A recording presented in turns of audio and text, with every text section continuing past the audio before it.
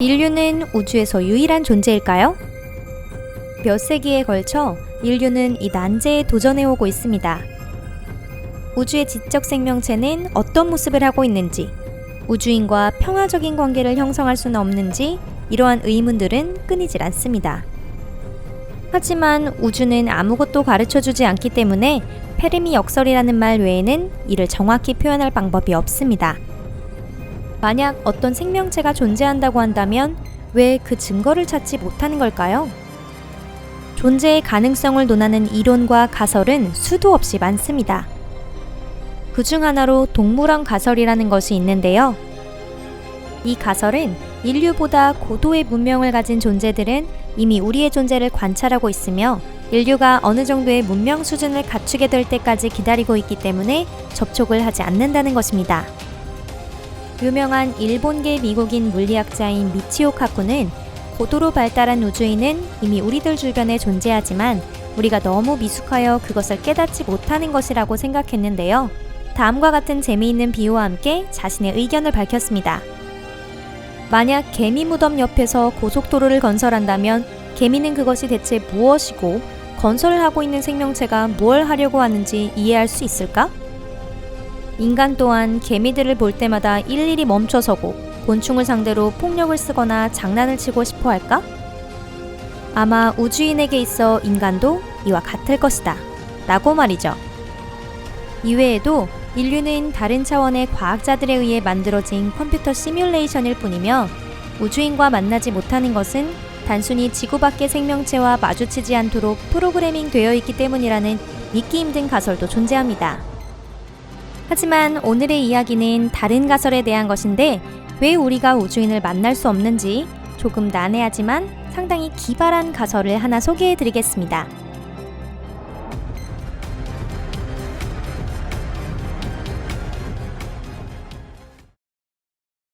알 수 없는 존재에 대한 가설은 셀 수 없이 많지만 그 중에서도 이 가설은 단연 돋보입니다. 이 가설에 따르면 고도로 발달한 문명은 모두 자발적으로 휴면 상태에 들어가 있으며 다시 눈을 뜨게 될 순간을 기다리고 있는 것이라고 합니다. 마치 유럽 신화에 나오는 잠자는 왕을 떠올리게 하는 이야기네요. 휴면이라고는 해도 그들은 대체 무엇을 기다리는 걸까요? 우주는 일정 단계를 거치면서 발전을 이어오고 있습니다. 그리고 그 일련의 단계에 따라 우주의 상태는 크게 변화합니다. 예를 들어 볼까요? 우주의 별들이 더 많이 흩어지게 된다면 우주는 점점 더 추워지게 될 것입니다. 그리고 우주인들은 고도의 기술을 사용하여 몸 전체가 디지털화 되었을 것이고 지금의 우주가 자신들과 맞지 않기 때문에 결국 우주의 온도가 떨어지기를 바라게 될 것입니다. 온도가 떨어지면 보다 빠르고 효율적으로 정보 처리를 할 수 있습니다. 이로 인해 우주인은 휴면을 선택하여 불필요한 에너지 소비를 줄일 수 있는 것입니다. 신뢰도는 다소 떨어지지만 영국 행성간 협회지에서 거론된 연구 결과를 보면 미래학자나 천체생물학자, 세티 협회의 전문가들은 인류를 포함한 고도 문명이 맞이할 새로운 시대에는 인류의 몸이 디지털화될 것이라고 말하고 있습니다. 생물의 틀을 넘어선 이 디지털 생명체는 고성능 슈퍼컴퓨터 속에서 살아야 하기 때문에 강력하고 성능 좋은 데이터 처리 장치가 필요합니다.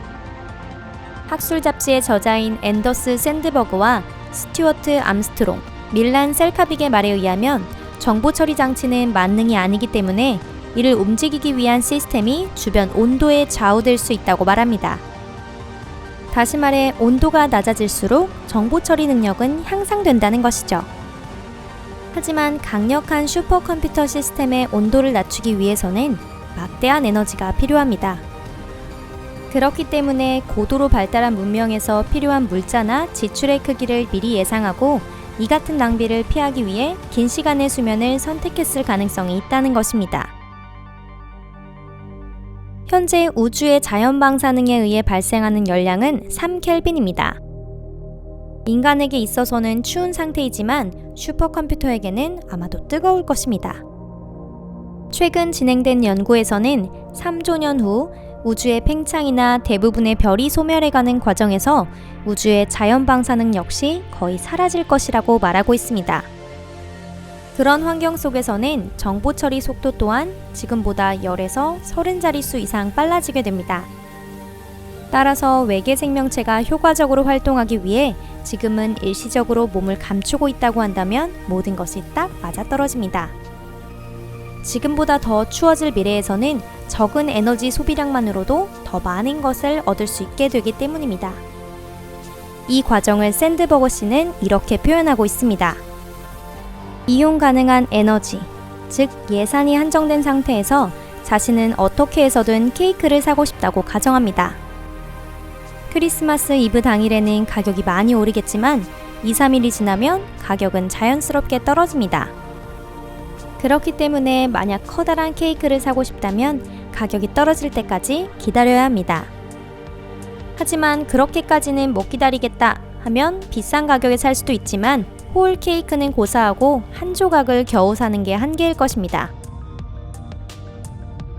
만약 이 우주인이 정말 존재한다고 한다면 잠들어 있는 그들은 어떻게 해야 찾아낼 수 있을까요? 연구진들은 자연스럽게 일어나는 우주의 물리 현상을 억제하려는 움직임이 있다면 우주인의 활동일 가능성이 높기 때문에 이에 주목해야 한다고 생각하고 있습니다. 예를 들면 만약 행성이 블랙홀로 진화하는 과정에서 어떤 알 수 없는 힘으로 진행이 멈추게 된다면 은하풍이 약화되고 은하계 내부에 있는 가스가 줄면서 은하 간 충돌이 불가피해지고 우주의 팽창에 의해 은하단의 확산이 멈추는데요. 이러한 부자연스러운 현상들이 외계인의 존재 증거가 될 수도 있다는 것입니다. 조금 더 합리적인 방법도 있습니다. 예를 들면 상호 호환성을 가진 자동 냉각 기능이 탑재된 무수한 탐사선을 우주 곳곳으로 날려보내는 겁니다. 잠들어 있는 외계인들은 분명 위험한 순간에 사용할 수 있는 방위 시스템을 우주 공간에 갖추어 놓았을 것이고 연구원은 이 방법을 통해 그 시스템을 발견할 가능성이 있다고 생각했습니다. 이 가설에는 당연히 비판도 함께하였는데요. 우주 물리학자인 데이비드 브리는 세티 협회에 소속된 전문가이자 SF 작가이기도 합니다.